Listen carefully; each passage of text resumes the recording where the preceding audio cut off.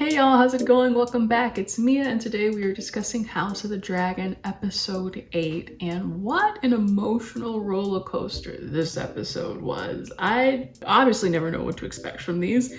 The trailers always make them look so like exciting and fast paced, and I was like, this one, it is exciting, but they all go at their own pace. And like I said, this had a lot of emotional highs and lows, and I had a couple of favorite moments as well. Just this episode was packed with a lot of great moments, honestly, but let's just take it kind of from the beginning today and start with the whole background of the episode, which was this basically petition for questioning the legitimacy of Rhaenyra's children. And so of course this was all kind of blown up because Corlys has been out for like 6 years.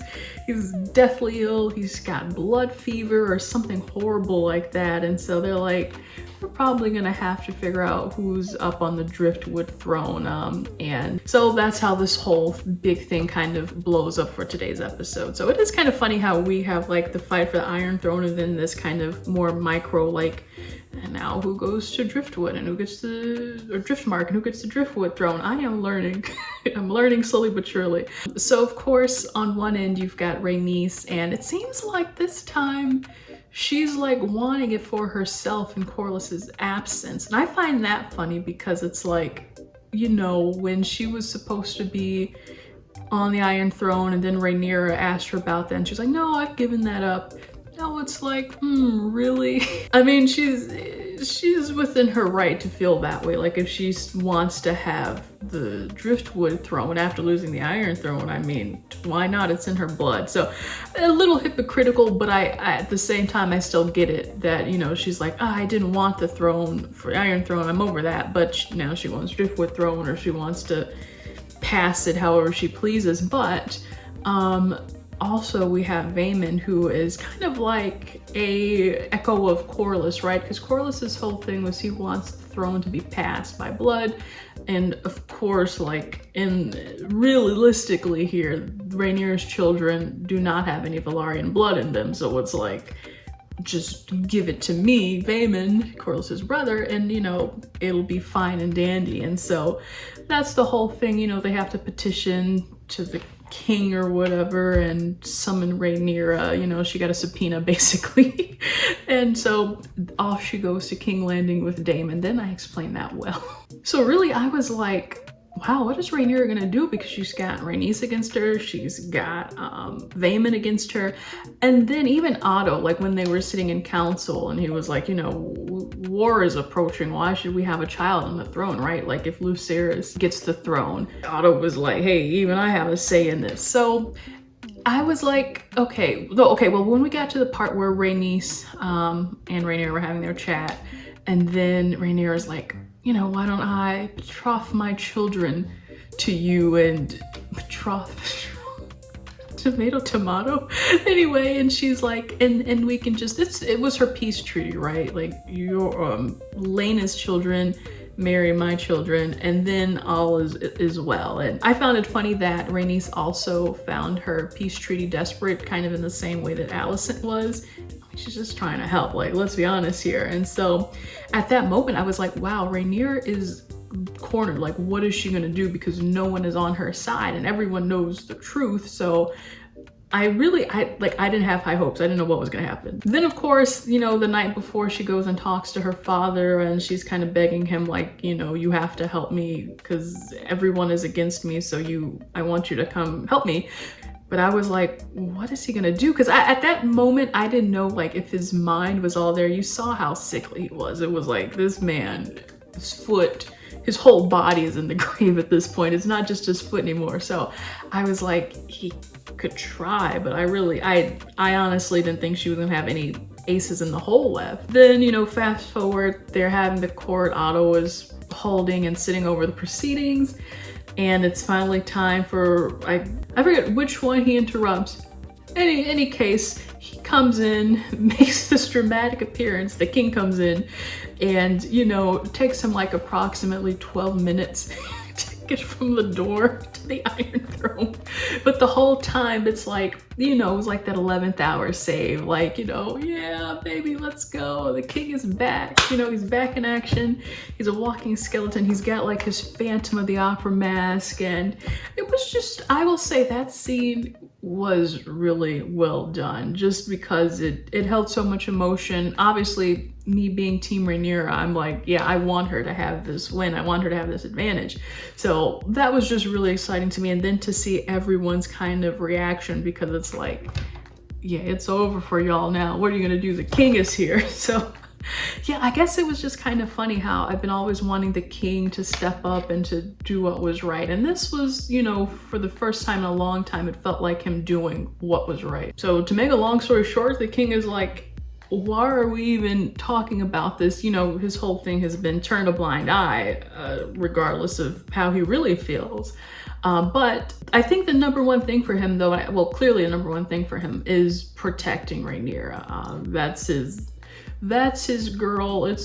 She's his number one. And he even goes as far as to call her my only child, right, when she comes to visit. So, and we talked about this last week, right? Like how much his other children are just out of the picture. They may as well be somebody else's kids, according to Viserys. So that was just a great touch. And, you know, to see him wanting to come to Rhaenyra's side was just, it's heartwarming, but he's always been a family man. And even though to see Daemon step up, obviously now he as well is kind of here by his brother's side, and, you know, to pick up his crown and be like, you dropped this king, which I think I saw Matt Smith improvise that scene. If it was very well done, I think that was an awesome scene to keep in the final cut.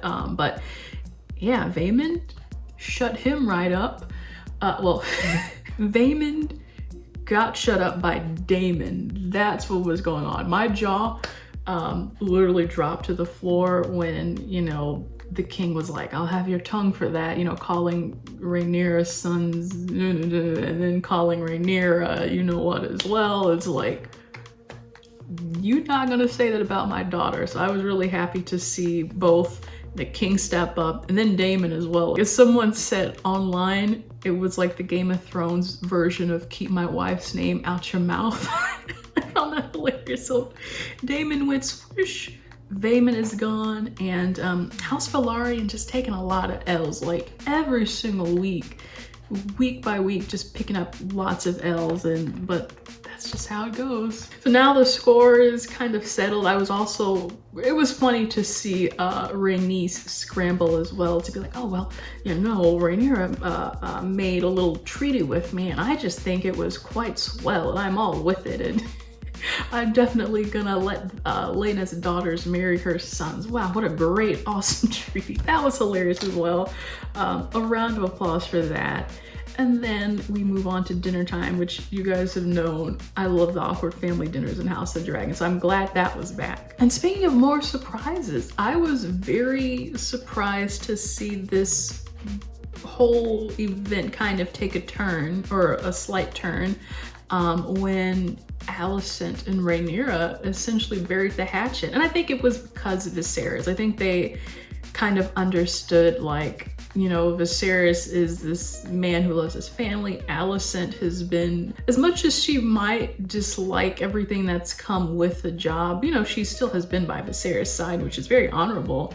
And then for Alicent to see in Rhaenyra that the king loves her and she loves the king, so it's like, well, I guess I gotta, you know, make amends. So I was really happy to see them bury the hatchet, even though, you know, like, this isn't gonna last. This would be the finale episode if everyone was gonna be happy. But I also just really like to see, you could see from Viserys's point of view, like, wow, this is the first time my family has been happy in 25 years. Just the look on his face, everyone is eating and drinking and being merry, and even Otto's got a little smile on his face. I was like, wow, what a rare sight.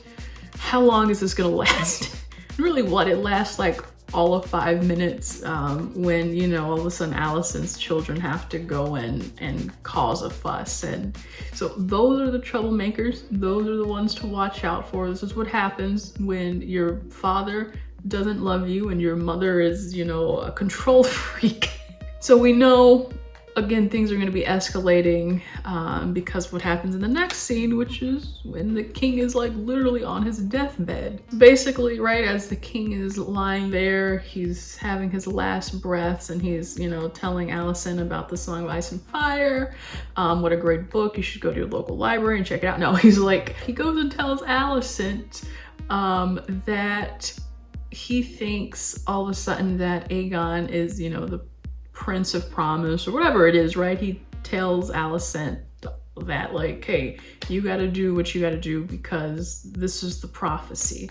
It's not the prophecy, but he, you know, it's his interpretation of the prophecy. So he's going to do what it takes to make it right. And at first I was going to blame the king for this, but then I was thinking about it like, I think it all stems from what Rhaenyra said, because she brought up the prophecy as well, and she was like, you know, the Targaryens are supposed to be the ones to be on the throne when this all goes down, and, you know, unite the people against a common enemy, that whole thing. And so, but she expressed that like, hey, I'm the person right now who is dividing our house. I'm dividing everyone. And so house divided cannot stand. So I think in her eyes, it was like, hey, if you just make this right, maybe we can help to make the prophecy real and, you know, get everyone back on track and unite us. But I think the way Viserys interpreted it was that, oh, I did make a mistake in placing Rhaenyra because she's breaking everybody apart. But if I perhaps, you know, instate the real prince, who is Aegon, my son, maybe that's going to patch everything up and then, you know, the day will be saved. So as much as I wanted to blame the king for dropping this bomb and, you know, destroying any animosity that the two, you know, Alicent and Rhaenyra had, I kind of do think I have to blame Rhaenyra just for saying it. Not that she knew what was going to happen, and you know, in the sense that it's her fault because of that, but you know, if I think if she didn't bring up that prophecy, the king might have died not telling Alicent those final thoughts. So now that leads us to what comes next for episode 9, which is the penultimate episode, and the king is officially dead, because they kind of leave it like on the credits, just before credits roll, you're like, is he? You know, you watch, after watching like 100 Marvel movies, you're like, he's not really dead, you know, and then in the episode preview, they're like, the king is dead. So he's definitely faux show dead. And now, you know, we've got this whole thing where Alicent is going to, you know, dig up again the whole Aegon should be the heir to the throne.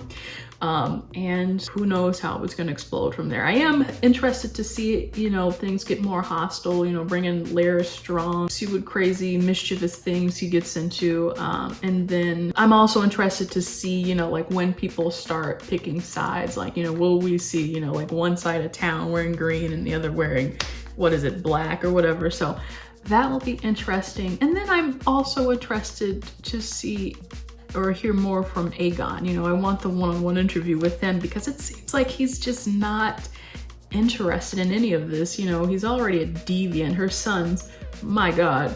And so for him to be like, you know, I'm trying my best, and he's not just, he's just very detached from things. So it will be interesting to see his progression. And then as well, what will Aemon be up to? He is straight up a Slytherin. He is a Malfoy by blood. You cannot tell me any other way.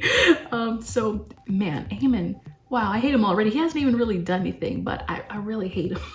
And lastly, since this is, I'm assuming the last time we will ever see the king, just want to say what a tremendous job Paddy Considine has done. I mean, he was absolutely awesome. I think I saw a headline where like George R.R. Martin texted him or sent him a message literally telling him just like how much of a great job he did portraying Viserys. And I'm like, I haven't even read, you know, the source material. You don't even need to read the source material to see that that guy did an awesome job. And I mean, seriously, like to be the king, and you know, he's kind of healthy but sickly, and then progress to being even more ill to the, you know, point where he's an old man on his deathbed. he was awesome. And even in this episode in particular, maybe a little like too convincing to the fact where it was like triggering, like, you know, had me feeling like Damon and Rhaenyra, like you see him and it's like, it's an uncomfortable feeling to see a loved one in that state, you know, and it just brings up all these emotions. I was like, Paddy, my dude, you, you took it a little too far. But at the end of the day, I think this guy, I would express male him and Emmy, because that was just an awesome performance. And I hope that, I guess, whoever votes will recognize that talent as well. So I think I will wrap it here, guys. Let me know what you thought about this episode. It's been something else. We've got 2 more to go. OMG. So be sure to like this if you enjoyed it. Subscribe for more so you know when that next review is coming. And next week I will be at home.